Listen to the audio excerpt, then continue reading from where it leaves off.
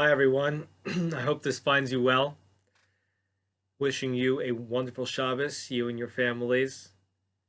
This is the Dvar Torah for Shabbos Parshas Noach, here for Tafshin Pei Aleph 5781.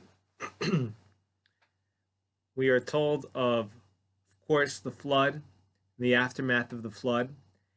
I would like to focus our attention on immediately what happens to Noach and his family as soon as it's over. What is the communication?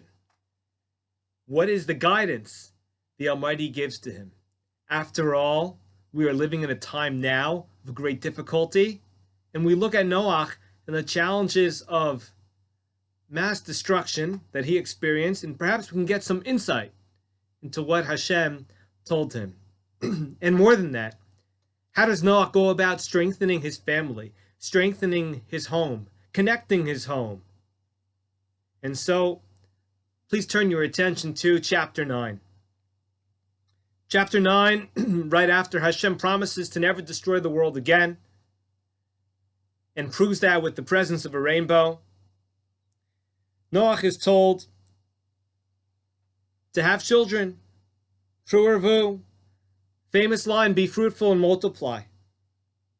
Fill the land. Hashem says that your offspring will prosper. They will be on top of the animal kingdom. Fear not.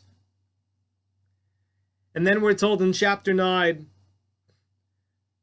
don't eat blood, don't shed blood. Life, in a sense, is sacred, but B'Tselem Elokim, man is made in God's image. And take part in creation. Be a partner with the Almighty. But what's confounding, and the point for us to focus on, is that just 6 sentences later, chapter 9, verse 7, Pasuk Zayin V'atem Pru'ervu, it says it a second time, be fruitful and multiply. And why would that be the case? That Noach is told twice. And this is a fascinating consideration. Rashi alludes to some of the answer. The Or HaChaim, an important medieval commentator, alludes to part of the answer. The Maharal, in his explanation, Maharal from Prague, alludes to part of the answer as well. And when it comes to being fruitful, when it comes to multiplying, so when a man has relations with his wife, so we look at Noach specifically, and we know in the previous chapter there was so much destruction in the world. Our tradition is that Noach could not, in good conscience, and his wife could not engage in relations with each other considering what was going on. Indeed, there are some who are strict with themselves in their own households, and they have a stringency not to engage in relations during times of great global distress, such as today. And we're told at the end of chapter 8 that there was another part to this, that the Almighty told them that they were now permitted to have relations. First, it was advised that they not have relations. After the flood was over, they were advised to have relations. But it didn't stop there.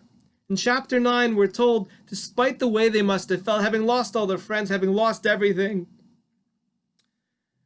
Hashem tells Noach that he and his wife, and it's a mitzvah, chapter 9, verse 1, Pru'ervu, to go ahead and have relations. But then, in verse 7, when it says Pru'ervu again, so Noach and his wife are being told that it's an obligation for them to go ahead and have relations. And so we have this 4-stage process where it was prohibited, and it was permissible, then it went from permissible to a mitzvah, and then it went from being a mitzvah to an obligation. And indeed, the Or HaChaim says that in verse 7 it says Atem, it says you, Pru'ervu, be fruitful and multiply. What it's saying is that Hashem said, I'm doing something. When humanity rebels against me, I'm going to withhold the destruction.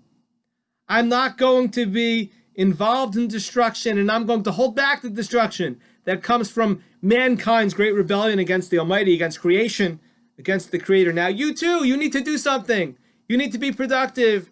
You need to build. And indeed, the Gemara tells us that in a sense, that a person, when they get married, if they are actively involved, if they make an intentional commitment to avoid procreation, then in a sense they're diminishing the Almighty, says the Gemara. They're actively involved in saying, we don't really believe that man is made in the image of God, and we're not going to further humanity accordingly. What's fascinating, perhaps a separate topic, is that the author of this teaching, Ben Azai, one of the great sages from the Gemara, he himself remained a bachelor his whole life, and his colleagues take issue with him, and that's a separate discussion. Another teaching about this verse is that Gemara tells us Mashiach will come. Ravasi says Mashiach will come when all the people who needed to be born are born. That's a cryptic statement, hard to understand with the rational mind, but that is the statement, that there's a certain number of people who need to have been created, or certain specific people that need to be born before Mashiach comes. It underscores the importance of procreation. And indeed, somebody who actively is involved in withholding offspring or stopping themselves from having offspring is in a sense shedding life. So there's actually a practical implication of this from the Gemara in Ksubis. Gemara tells us a very technical detail, and it brings us to a time when in Jewish history people didn't have such largesse, they didn't have such luxury. Oftentimes, instead of creating a separate feast and party for the wedding, they would get married on Friday. Get married on Friday Erev Shabbos, and their Shabbos meal and their wedding meal would be one meal, and they would save money. The Gemara tells us that biologically, when a virgin has relations, then there's bleeding, and a person can't cause bleeding on Shabbos, but because it is a mitzvah, it overrides Shabbos. A technical detail, but one that underscores that even though it's said here in Parshas Noach, it is expected of us that we understand that the mitzvah is real, it's practical, it's a way for us to go ahead and serve the Almighty, and it underscores and emphasizes some of the points that we just made. There's a more important point that I would like us to conclude with, and that is, how does one deal with tragedy? How does one deal with loss? How does one rebuild? How does one strengthen their connection to humanity and their home? And one looks at our Sedra, and one looks at the very next verse, chapter 9, verse 8. And it begins to tell us that there's going to be an agreement. And there's going to be agreement, and Hashem promises Noach his children are going to live with a formal covenant. And you and I might wonder, why is this formal covenant at the beginning of chapter 9? Let the mitzvah of procreation and all of that, everything, let that come after. And the answer is sometimes the abstract is hard for us to wrap our head around. God makes a promise, a covenant to Noach, that's great.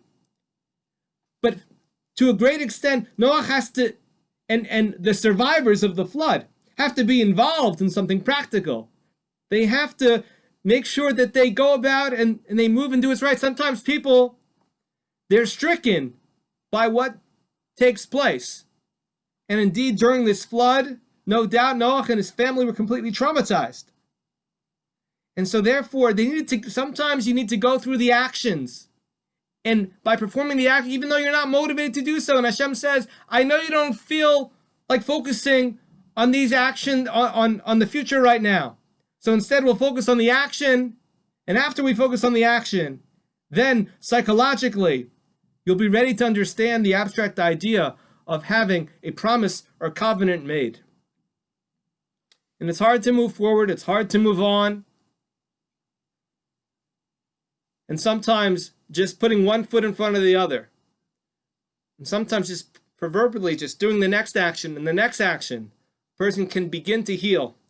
And Noach healed, and his family healed, and Hashem led them on that path by showing them, hey, these are the actions to take. Perform these actions, and then psychologically you'll be in a better place to understand the covenant that is the Almighty's eternal relationship with mankind.